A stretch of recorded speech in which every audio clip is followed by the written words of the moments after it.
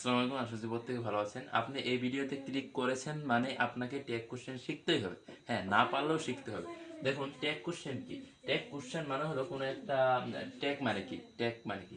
Tag মানে কোনো একটা কি জিনিসকে মানে জাস্ট একটা সাইন করা, এটাই। তো দেখুন, কোনো একটা সেন্টেন্সকে আপনাকে দিয়ে বলবো এটা ট্যাগ কোশ্চেন কি। আপনার এই পুরো সেন্টেন্স থাকবে, আপনার এই বাড়তি একটা দাগ টানা থাকবে, তো এর উপরে আপনার একটা ছোট্ট অংশ লিখতে হবে, এটাই হলো ট্যাগ কোশ্চেন। তো এই ছোট্ট অংশটা কি লিখবেন? দেখুন, এই ছোট্ট অংশটা যেটা লিখবেন এটাই হলো ট্যাগ কোশ্চেন। দেখুন, যদি সেন্টেন্স, এবার আসি মূল কথায়, যদি সেন্টেন্স অ্যাফার্মেটিভ হয় তাহলে আপনার এই ট্যাগ কোশ্চেনটা হবে নেগেটিভ। যদি সেন্টেন্স নেগেটিভ হয় তাহলে আপনার এই ট্যাগ কোশ্চেনটা হবে অ্যাফার্মেটিভ। তো এই মানে সেন্টেন্সের পরিপূরক এটা। যদি সেন্টেন্স নেগেটিভ তাহলে এটা অ্যাফার্মেটিভ, অ্যাফার্মেটিভ হলে ওটা নেগেটিভ। তো দেখুন, ট্যাগ কোশ্চেনটা কিভাবে লিখতে হবে। আপনার ট্যাগ কোশ্চেনটা সবসময় সংক্ষিপ্ত ফর্মে লিখতে হবে।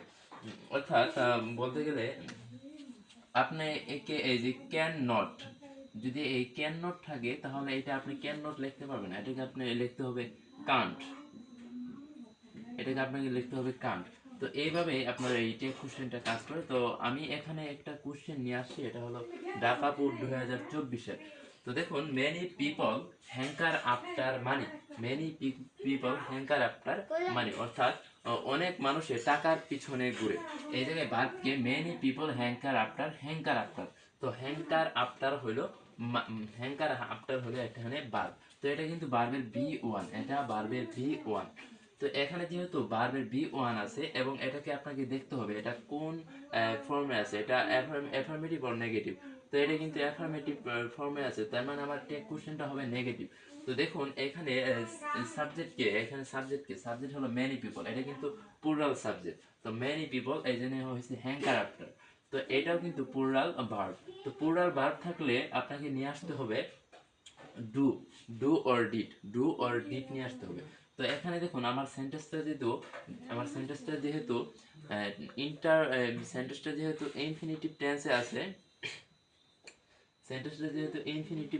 টেন্সে আছে, তার মানে আমাকে এখানে ডু নিয়ে আসতে হবে, তো শুধু ডু নিয়ে আসলেই হবে না, যেহেতু আমার এই সেন্টেন্সটা অ্যাফার্মেটিভ, আমাকে ডোন্ট নিয়ে আসতে হবে, ডোন্ট নিয়ে আসতে হবে। সো ডোন্ট নিয়ে আসতে হবে। এবং মেনি পিপলের অবজেক্ট ফর্ম কি?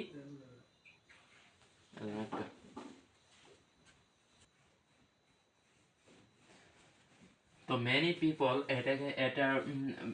পিপল এটার সাবজেক্টিভ ফর্ম হলো দে, দে। তো আপনার এই ডোন্টের পরে লিখতে হবে দে। তারপর আপনাকে কিন্তু অবশ্যই ইন্টারোগেটিভ মার্ক দিতে হবে, অবশ্যই আপনাকে ইন্টারোগেটিভ মার্ক দিতে হবে। দেখুন, এখানে আছে but money is not as valuable as morality, কিন্তু টাকা মোরালিটির মতো মূল্যবান না, টাকা মোরালিটির মতো মূল্যবান না। দেখুন, এখানে সাবজেক্ট কে? মানি, মানি। এখানে verb K? Be verb. Verb হলো ইজ নট। এটা কিন্তু বি ভার্ব আছে, যদি বি ভার্ব সেন্টেন্সে থাকে তাহলে ওই বি ভার্বকেই টেক কোশ্চেনে আপনাকে নিয়ে আসতে হবে। কিন্তু দেখুন, এখানে কিন্তু আপনার এই সেন্টেন্সটা আছে নেগেটিভ, যেমন ইজ নট। আমি কি বলেছি, যদি সেন্টেন্সটি নেগেটিভে থাকে তাহলে আপনাকে টেক কোশ্চেন করতে হবে অ্যাফার্মেটিভ। তো এখানে ইজ, ইজ কি? ইজ বসিয়ে দেন, ইজ বসিয়ে দেন, ইজ বসিয়ে দেন। ইজের পরে যেহেতু আমার এখানে ইজ নট আছে, তার মানে শুধু ইজ বলবে। আর যদি ইজ থাকতো তাহলে আমাকে ইজ নট বসাতে হতো। যেহেতু আমার এই সেন্টেন্সটা নেগেটিভ, তাই আমি এই ট্যাগ কোশ্চেন করব অ্যাফার্মেটিভ। তবে এখানে দেখুন তো, সাবজেক্ট হলো মানি, সাবজেক্ট মানি। এই মানির পরিবর্তে আপনাকে ইটও বলতে পারেন, মানির পরিবর্তে আপনি ইট বলতে পারেন। তার মানে এখানে ট্যাগ কোশ্চেন হবে ইজ ইট, তারপর অবশ্যই আপনাকে ইন্টারোগেটিভ মার্ক দিতে হবে। তো দেখুন, এরপর আসছে let us always keep this true in mind. তো চলো, এর মানে হলো আমাদের সবসময় মাথায় এই সত্যটা রাখতে হবে। তো এখানে দেখুন, এখানে লেট আস আছে, যদি এই লেট আস অর্থাৎ এটা ইম্পারেটিভ সেন্টেন্স। তো আপনার এই ইম্পারেটিভ সেন্টেন্সের টেক কোশ্চেন করার নিয়ম তো একবারে সোজা। তো এটাকে দুইটা নিয়মই আছে, একটা হলো উইল উই আর একটা আছে শেল উই। তো এখানে হবে শেল উই, যদি লেটাস দিয়ে কোনো সেন্টেন্স শুরু হয় তাহলে লেট আস দিয়ে যদি কোনো সেন্টেন্স শুরু হয় তাহলে ওইটাকে আপনাকে লিখতে হবে টেক কোশ্চেনে শ্যাল উই। তো লিখে দেন শ্যাল উই, তারপর অবশ্যই ইন্টারোগেটিভ মার্ক দিতে হবে যেহেতু। তো এবার দেখুন ডি নাম্বারটা, money can hardly bring happiness, অর্থাৎ মানি একবারে হ্যাপিনেস বা শান্তি নিয়ে আসতেই পারে না, না বললে চলে। তো দেখুন যদি কোনো সেন্টেন্সে দেখবেন হার্ডলি, স্কার্সলি, লিটল, বিট এইসব যদি সেন্টেন্স থাকে তাহলে এর মানে হলো এই সেন্টেন্সটা নেগেটিভ, এই সেন্টেন্সটা নেগেটিভ অর্থ প্রোভাইড করবে।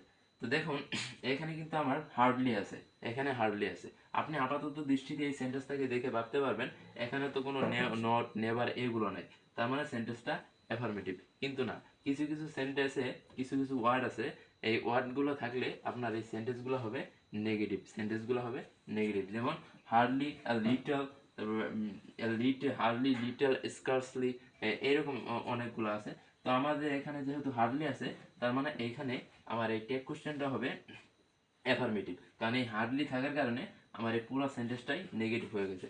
তো এখানে মোডাল ভার্ব আছে, মোডাল ভার্ব ক্যান, তো আপনি ক্যান বসিয়ে দেন, ক্যান বসিয়ে দেন, ক্যান, এবং এখানে সাবজেক্টকে মানি, আপনি মানির পরিবর্তে ইট লিখতে পারবেন, তার মানে ইট, ক্যান ইট, ওকে।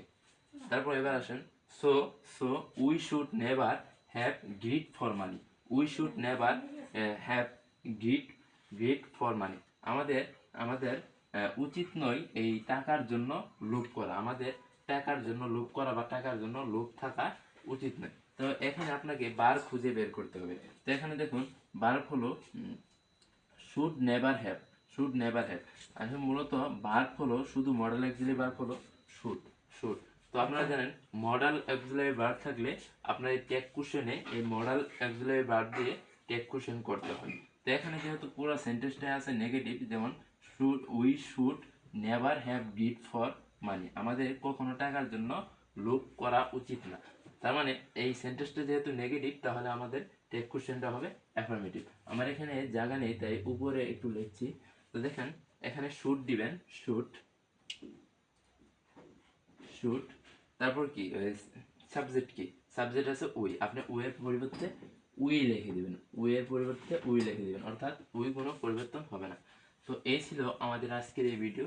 তো আরেকটা কথা বলে নেওয়া উচিত। তো দেখুন এই টেক কোশ্চেনের যেই সচরাচর ভুলটাই সবাই করে ফেলে, আমি যদি আপনাকে বলি,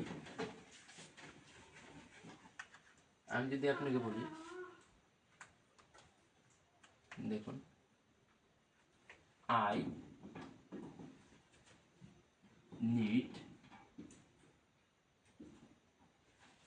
I need I need go বাদ দে